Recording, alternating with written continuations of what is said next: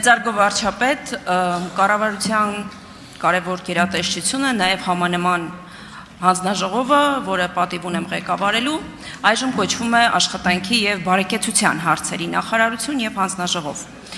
Բնականաբար այս ամենում ապահովված է մեր տեսլականը, մոտեցումը, ինչպես նաև պետության հանձնառությունը քաղաքացու նկատմամբ։ Որպես կառավարության ղեկավար, կուզեի, որ մեր քաղաքացիները անձամբ ձեզանից լսեին, թե ինչ ենք դնում այս ամենի հիմքում և ինչ հանձնառություններ ունենք։ Շնորհակալություն։ Շնորհակալ եմ հարցի համար։ Մեր հիմնական նպատակը եւ ուղերձը հետեւյալն է, որ մենք ի վերջո արձանագրենք մեր քաղաքական եւ հանրային տեսլականը բարեկեցության հասնելու մեթոդի մասին, որ աշխատանքը բարեկեցության հասնելու միակ մեթոդը պետք է լինի եւ աշխատանքը պետք է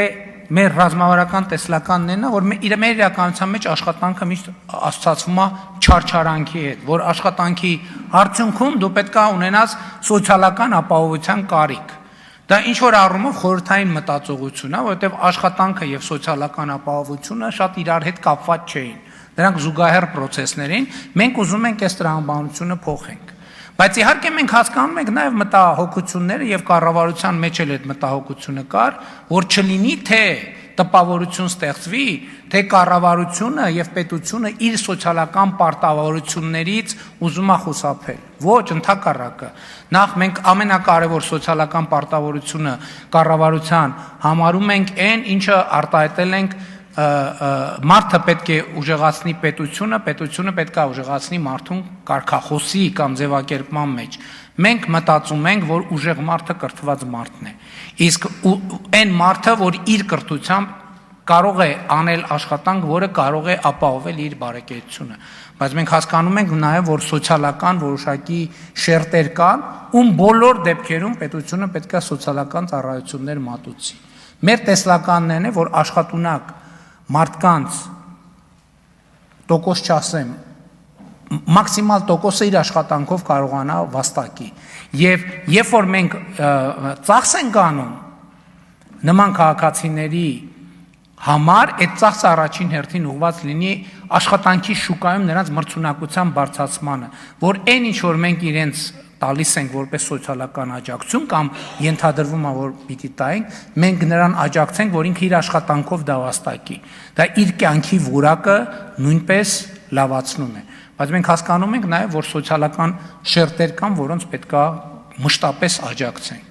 Օրինակ կենսաթոշակառուները, չնայած նրանց տնտեսական ակտիվության աջակցել նույնպես մեր ծրագրային դրույթներից է։ Ես դրա մասին չխոսեցի, որովհետև շատ ենք խոսել, բայց նաև 2028 թվականից մենք հունվարի 1-ից մենք կներդնենք արդեն կենսաթոշակների ինդեքսավորման համակարգը, որպեսզի գնաճի պայմաններում մեր թոշակները սպառողական նվազագույն զամբյուղից ցածր չլինեն։ Ղարաբաղից տեղահանված մեր հայրենակիցներին բնակարանային ապահովման ծրագրերը պետք է շարունակեն եւ այլն եւ այդպես շարունակ, բայց մենք ուզում ենք, որ հիմնական բանաձևը բարեկեցության լինի աշխատանք։ Արձագանք։ Շնորհակալություն, պարոն վարչապետ։ Մեր նախընտրական ծրագրում մենք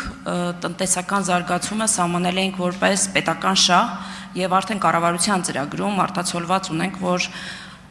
ունենք հանձնառություն առաջիկա 5 տարում աղքատությունը կրճատել 5 կետով։ Ինչպիսի միջոցառումների ծրագրեր են նախատեսվում, որպեսզի այս ցուցանիշները եւ մեր սահմանած նշաձողը լինի առավել իրատեսական։ Դե էլի նույնը։ Մենք պետքա նախ արձանագրենք, որ 2018 թվականից մենք ավելի քան 300,000 աշխատատեղ ենք ստեղծել 2026 թվականի հուլիսի տվյալներով։ Այսինքն եւ մեր խնդիրն է նա, որ մարդիկ աշխատանքով կարողանան բարեկեցություն ապահովել, չնայած ուզում եմ ասել, որ նույնիսկ աշխատող մարդկանց համար կան նաև որոշակի սոցիալական ծրագրեր։ Ընդհանուր միջև եկամտային հարկի վերադարձը եւ սոցիալական կրեդիտները իրենք նույնպես սոցիալական աջակցության ձևեր են, իսկ ովքեր աշխատունակության սահմանափակումներ ունեն, նրանց վերաբերյալ մեր քաղաքականությունները լինելու են այլ բնույթի, որպեսզի մարդկանց օբյեկտիվ իրադրությունը հաշվի առնելով փորձենք նրանց համար ապահովել կենսական նվազագույն արժանապատիվ պայմաններ։